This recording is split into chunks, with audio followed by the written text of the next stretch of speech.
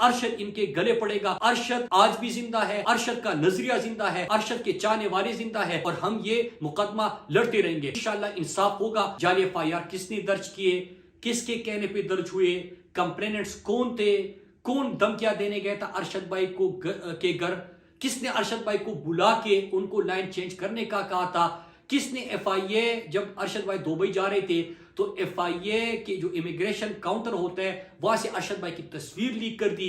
Dubai किसको भेजा गया, अरशद को धमकियां दी गई, अरशद भाई को मजबूर किया गया दुबई से निकलने के लिए। ये तमाम सवाल मैंने पूछे थे और मैं आपको बताता चलूं मेरे पाकिस्तानियों कि जो फैक्ट फाइंडिंग कमेटी की रिपोर्ट आई है उसमें दो चीजें, सिर्फ दो सवालों के जवाब उन्होंने ढूंढने की जब कोशिश की है तो आपके सामने क्या आया कि दुबई अरशद भाई का वीजा एक्सपायर नहीं हुआ था, जिस तरह अरशद भाई का जनाजा पड़ा हुआ है और इधर प्रेस कॉन्फ्रेंस की जाती है और पूरे पाकिस्तान में बयानी की जंग शुरू की जाती है कि अरशद भाई का वीजा एक्सपायर हो गया था, ये दो झूठ बोल रहे हैं कि अरशद को निकलवाया गया।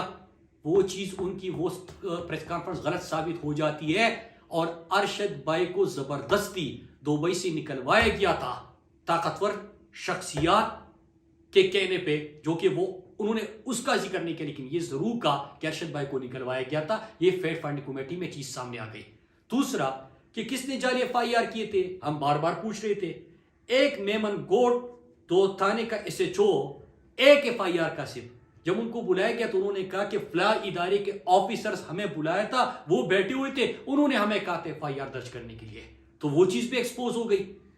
तो अभी उस वक्त मैंने जो सवाल दिए थे उसी के ऊपर जो भी जवाब ढूंढने की कोशिश की गई है वो आप कातिलों तक या धमकियां देने वालों तक, उन तक आप पहुंच चुके या आगे बढ़ चुके।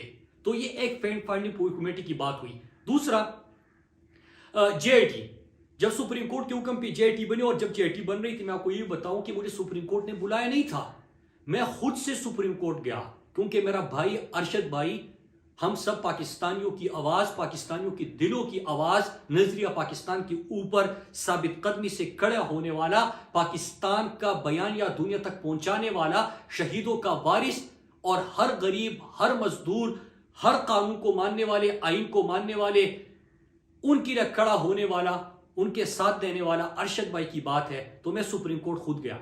वहां पे जब JIT बनाई गई तो JIT ने मुझे बुलाया और मैं आपको यह बताता चलूं कि यहां पे बात होती है कि मुराद सईद को बुलाया तो मुराद सईद नहीं गया। झूठ, सफेद झूठ। और ये झूठ कौन फैला रहा है मैं आज आपके सामने वो भी बता रहता हूं। JIT के सामने न मैं सिर्फ पेश हुआ बल्कि मैं 2 दफा JIT के सामने पेश हुआ। एक दफा जब मैं गया वहां पे काशिफ अब्बासी साहब, आदिल राजा जो अरशद भाई के प्रोड्यूसर थे, उनको भी बुलाया गया था, उनसे भी मेरी वहां पे मुलाकात हुई।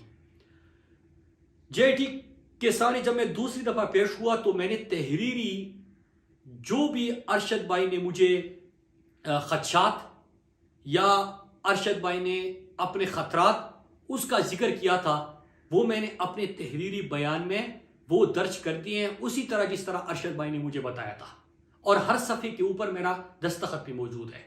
लेकिन एडिशनली मैं आपको ये भी बता दूं कि न सिर्फ मैंने वो सब कुछ लिख के तहरीर करके दस्तखत करके दे दिया है जो अरशद भाई ने खतरात या खदशात का इजहार किया था, बल्कि मैंने साथ में कुछ सवाल उसी तरह पूछे जिस तरह मैंने फैक्ट फाइंडिंग कमेटी के सामने रखे थे कि अगर आप कातिलों तक पहुंचना चाहते तो आप बेसिक्स इन चीजों के ऊपर काम करें।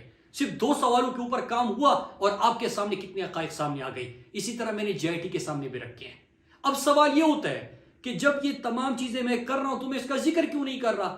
ये जो रोज कहते हैं कि मुराद सईद को बुलाया, मुराद सईद पता नहीं क्या, अब मैं आपको जवाब दूं, मैं मीडिया नहीं कर रहा। अरशद भाई मेरे लिए पॉलिटिक्स नहीं है, अरशद मेरे लिए बयानी की कोई जंग नहीं है। अरशद के साथ मेरा ताल्लुक, मेरी दोस्ती, मेरा रिश्ता बहुत बढ़कर है। वो मेरे घर का फर्द था, मेरे लिए उनसे बढ़कर था। मैं इतना बेहिस नहीं हूं कि जनाजा पड़ा हुआ है और यहां पे बेहिस लोग प्रेस कॉन्फ्रेंस करे उसके ऊपर, वो बंदा उसके दोस्त बनने की कोशिश करे, टीवी पे आए, जिसके साथ अरशद भाई ने कभी बात नहीं की होगी। अरशद तो इज्जत सबको देता था जो भी उसके पास आता था, लेकिन अरशद बिलीव नहीं करता था। फिर इसके साथ मैं एक और चीज भी आपको बताऊं कि मैंने जो कुछ भी था वो वहां पे अपने बयान में दर्ज कर दिया जो अरशद भाई ने बता दिया था। और इसके बाद 2-3 चीजें मैं आखिर में कुछ सवाल छोड़ के जा रहा हूं वो ये कि जो लोग ये बयानिया बना रहे हैं, हम सबको पता है, मुझे तो खास तौर पे पता है, जिनको खौफ है कि जो 2 सवाल मैंने फैक्ट फाइंडिंग कमेटी को 10-15 सवाल दिए थे, 2 के जवाब उन्होंने ढूंढ लिए, कौन उससे एक्सपोज हो गया? तो जो एक्सपोज हो गया ना, तो उसको खौफ है, तो जिसको खौफ है तो वो ये प्रोपेगेंडे कर रहा है। फिर दूसरी बात ये कि अभी मैंने जेआईटी के सामने तहरीरी बयान दिया है, उसमें मैंने वो कुछ लिखा है जो अरशद भाई ने बताया था, और अरशद भाई ने जिस तरह बताया मैंने उसी तरह दर्ज कर दिया। तो क्या आपको उसी का खौफ है कि उसके बाद जेआईटी में क्या होगा या सुप्रीम कोर्ट में क्या होगा? इन चीजों का खौफ है, इसलिए आप ये बयानिए की और इस तरह प्रोपेगेंडे करने की कोशिश शुरू कर देते हैं। और एक आखिर में मैं एक सवाल छोड़ के जा रहा हूं, अपने जो पाकिस्तान के हमारे इदारे हैं जिनका नाम लेके ऐसे टुच्चे लोग रोजाना उनके तर्जुमान बन के कहते हैं कि हमें इदारे ने बताया कि मुराद सईद जब वजीर था तो ये सस्ती सड़कों का जिक्र करता था कि हमने सड़कें सस्ती बनाई, माजी में महंगी बनती थी तो फला मुल्क नाराज होता था या फला बंदा नाराज होता था या इदारा इससे नाराज होता था, और इस तरह की लंबी कहानियां वो गाड़ लेते हैं। तो मैं सवाल आज पूछ रहा हूं कि क्या ये आपके तर्जुमान है? आपने इनको ये कहानियां बता के बुला के अपने तर्जुमानी का टास्क दिया हुआ है? और ऐसे एक बंदा नहीं है, जो लोग आपसे मिलते हैं, जो चाय में रस डबो डबो के वो आपके गिनते रहते हैं, तो वही लोग आके फिर ये बातें शुरू कर देते हैं। तो आप वजाहत करें कि क्या ये आपके कहने पे हो रहा है? अगर आपके कहने पे हो रहा है तो कल बैठ के मैं इसके तफसीली जवाब आपको दे दूंगा। और या एक और काम करें, अगर आपकी जबानी है तो आप खुल के सामने आ जाए, आप बात कर ले, फिर मैं आपको जवाब देता हूं। तो मेरे पाकिस्तानियों में एक चीज बताऊं कि अरशद भाई के हवाले से मैं जेआईटी में भी, सुप्रीम कोर्ट में भी, और मैं ये अज़म करता हूं, मेरा बिलीफ है कि मैं सुप्रीम कोर्ट में, मुझे कभी नहीं बुलाया गया, मैं खुद जा रहा हूं और मैं सुप्रीम कोर्ट हर दिन जाऊंगा। जब भी अरशद भाई का केस होगा, जो भी दरवाजा खटखटाना हुआ मैं वो खटखटाऊंगा।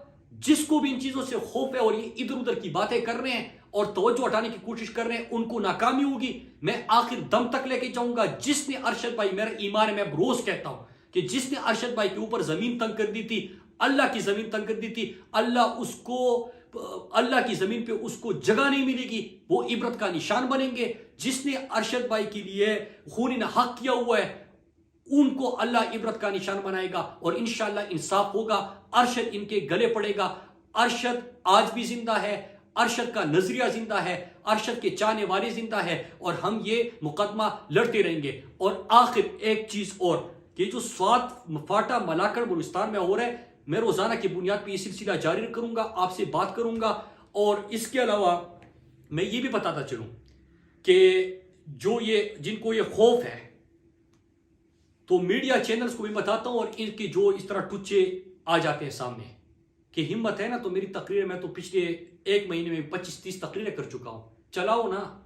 क्यों आप लोगों की काम पे टांग जाती है? हिम्मत पैदा करे। खुद मैं, मुराद सईद खड़ा है, अपने लोगों के लिए खड़ा था, और मैंने अपने लोगों की जिस तरह नुमाइंदगी की है पाकिस्तान की तारीख में, उसकी मिसाल नहीं मिलती।